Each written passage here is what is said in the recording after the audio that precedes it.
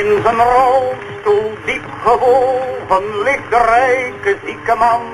Naast zijn brandkast vol miljoenen waar die niets voor kopen kan. Zachtjes mompelend en klagen, onderworpen en gedwee, leeft hij als een stille vreemde, doelloos met de zijnen mee.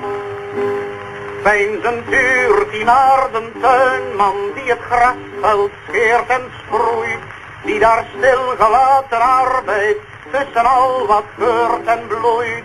Ernstig werkt die kalme werkman voor zijn simpel stukje brood, zonder knagende gedachten aan de naderende dood.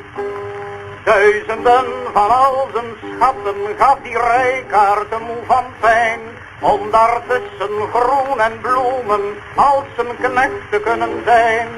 En terwijl de tuinman arbeidt, denkt de meester aan het graf, neemt de knecht beleefd zijn petje voor dat stervend wezen af.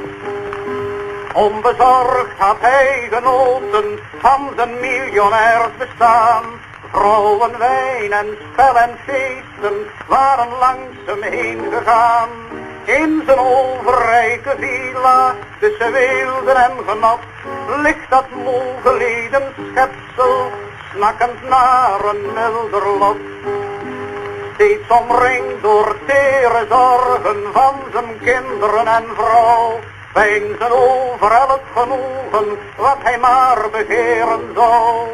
Zachte troost en medelijden, al wat lief is en verlast, en dan niet te kunnen kopen wat zoveel is en niets kost.